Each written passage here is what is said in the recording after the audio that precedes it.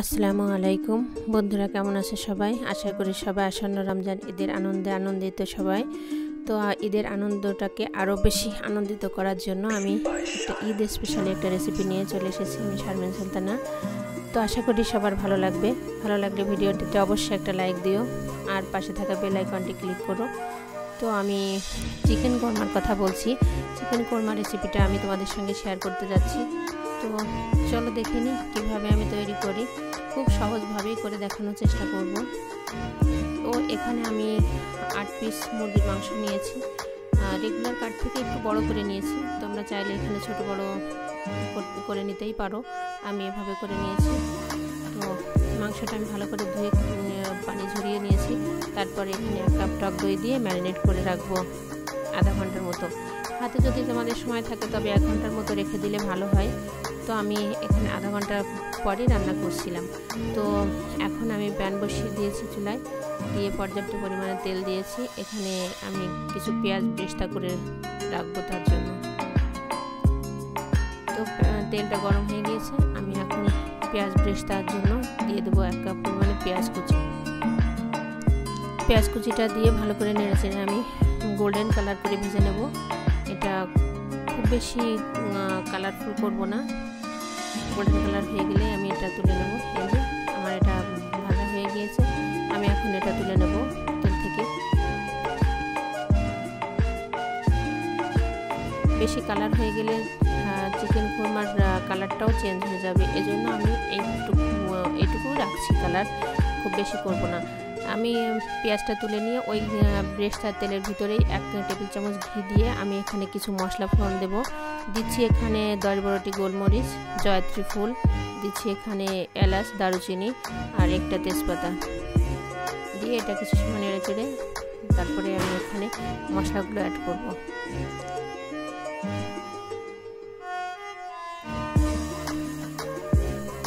তো আমি এই পর্যায়ে মশলাগুলো অ্যাড করব। এই গরম মশলা থেকে ভালো ফ্লেভার আসছে। তো এই পর্যায়ে আমি এখানে 1 কাপ পরিমাণে পেঁয়াজ বাটা আর এখানে 2 টেবিল চামচ রসুন আর আদা বাটা আমি দিয়ে দিচ্ছি। দিয়ে আমি ভালো করে মিক্সড করে নেব তেলের সঙ্গে। আর দিব এখানে 10-12টি আমি কাঠবাদাম খোসা সহ বেটে নিয়েছিলাম। তোমরা চাইলে খোসা ছাড়িয়ে নিতে পারো। কিছু সময় পানিতে ভিজিয়ে রাখলে খোসাটা ছাড়ানো যায়। তো আমি এটা খোসা সহই বেটে নিয়েছি। নিয়ে আমি ভালো করে তেলে মশলাটা কষিয়ে নেব। কিছু সময় নেড়ে চেড়ে নেওয়ার পর তারপরে আমি রেগুলার যে মশলাগুলো ওইটা দিচ্ছি এখানে ধনিয়া, জিরা আর জিরা গুঁড়া দিয়ে 2 চা চামচ আর দিয়ে দিচ্ছি এখানে 1 চা চামচ লাল মরিচের গুঁড়া আর স্বাদ মতো লবণ দিয়ে মশলাটা আবারও নেড়ে চেড়ে আমি কষাই করে নেব। যত সময় এর থেকে র ফ্লেভারটা চলে না যায় তত সময় আমি এটাকে ভাজবো। আর তেলটা উপরে উঠে আসলে তারপরে আমি মাংসটা অ্যাড করব।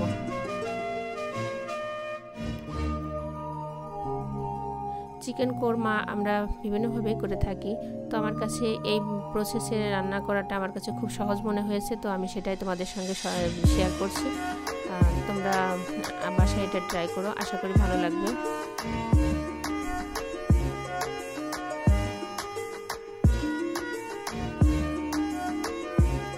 তো এই যে মশলা থেকে তেলটা ছেড়ে দিয়েছে। এই পর্যায়ে আমি 1 কাপ টক দই দিয়ে দিচ্ছি। দিয়ে আবারও নেড়েচেড়ে মিশিয়ে নিচ্ছি। আবারও কিছু সময় জাল করে এটা টেনে গেলে তারপরে আমি এখানে মাংসগুলো দেব। এই যে ম্যারিনেট করা মাংসটা আমি এবার এই পর্যায়ে দিয়ে দিচ্ছি। দিয়ে ভালো করে মশলার সঙ্গে নেড়েচেড়ে মিশিয়ে নিব।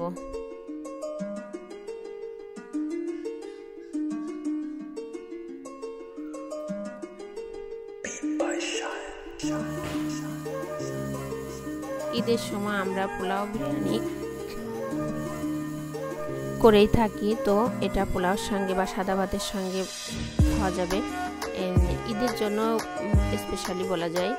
কোরমাটা তো সচরাচর সবাই সবসময় আমরা রান্না করি না, মাঝে মধ্যে কোনো অকেশনে রান্না করি, গেস্ট আসলে করি বা ঈদের সময় করি। তো আজ আমি সেজন্য ঈদ উপলক্ষে এটা শেয়ার করছি। বন্ধুরা, আশা করি তোমাদের ভালো লাগবে। দিয়ে দিচ্ছি এখানে একটা বড় এলাচ, কালো এলাচ যেটাকে বলে, ওটা আমি থেতো করে দিয়ে দিলাম। দিয়ে আবারও নেড়েচেড়ে মিশিয়ে নিচ্ছি। মাংসটা কষানোর উপর নির্ভর করবে মাংসের টেস্ট। তো আমি ভালো করে কষিয়ে নেওয়ার চেষ্টা করছি। আবারও ঢাকা দিয়ে নেব, আমি ঢাকা দিয়ে আরও কিছু সময় জাল করে নেব।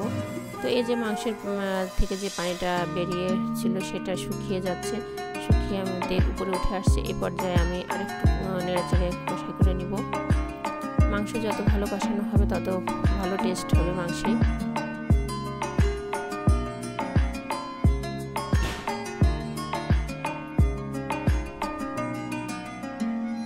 ঈদের আনন্দ চারিপাশে শুরু হয়ে গিয়েছে, বাজি ফাটানোর শব্দ তোমরা আশা করি শুনতে পাচ্ছ।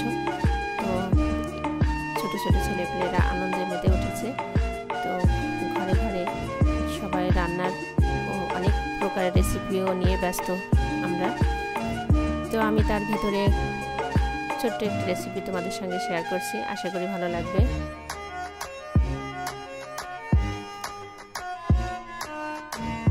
আর মাংস কষানো প্রায় হয়ে গিয়েছে। এ পর্যায়ে আমি এখানে দুধ অ্যাড করছি। এখানে আমি 1 কাপ পরিমাণ দুধ দিয়ে দিচ্ছি, গরুর দুধ লিকুইড, যেটা ফুল ক্রিম। তোমরা চাইলে এখানে গুঁড়ো দুধটা গরম পানির সঙ্গে গুলে দিতে পারো, তবে এখানে পানি না দিলেই ভালো হয়, দুধ দিয়ে রান্না করলে বেশি টেস্ট হবে। দিয়ে দিচ্ছি এখানে কয়েকটা কাঁচামরিচ, একটুখানি ভেঙে দিচ্ছি, এর ফ্লেভারটা ছড়াবে তার জন্য, ঝালের জন্য না, এটা ফ্লেভারের জন্য। দিয়ে আমি নেড়ে চেড়ে দিলাম। এ পর্যায়ে আমি এখানে 2 টেবিল চামচ ঘি দিয়ে দিব। ঘি দিয়ে আবারও নেড়ে চেড়ে মিশিয়ে নিব।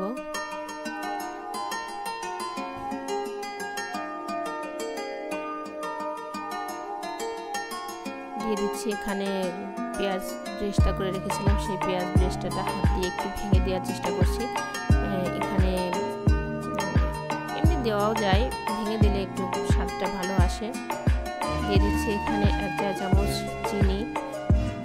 এখানে চিকেন কোরমা যেহেতু বলেছি, চিকেন কোরমা একটু মিষ্টি মিষ্টি স্বাদ তো হয়, এজন্য আমি দিয়েছি। তোমরা চাইলে স্কিপ করতে পারো। কাঠবাদাম দেওয়ার পরে চিনির পরিমাপটা বুঝে সুঝে দিতে হয়, যেহেতু কাঠবাদাম মিষ্টি, যথেষ্ট মিষ্টি। তো আমি এখানে চিনিটা এই জন্য 1 চা চামচ দিয়েছি, খুব বেশি দিলাম না, দিলে বেশি মিষ্টি হয়ে যাবে। বন্ধুরা, আমার রান্না এই পর্যায়ে প্রায় শেষের পথে। তো আমি চুলা অফ করে দিয়েছি, এই যে নামিয়েও নিয়েছি। এই যে দেখতে এমনটি হয়েছে। বন্ধুরা, আশা করি তোমাদের ভালো লেগেছে। ঈদের আনন্দ কাটুক সবার ভালোভাবে, সেই কামনায়। আল্লাহ হাফেজ।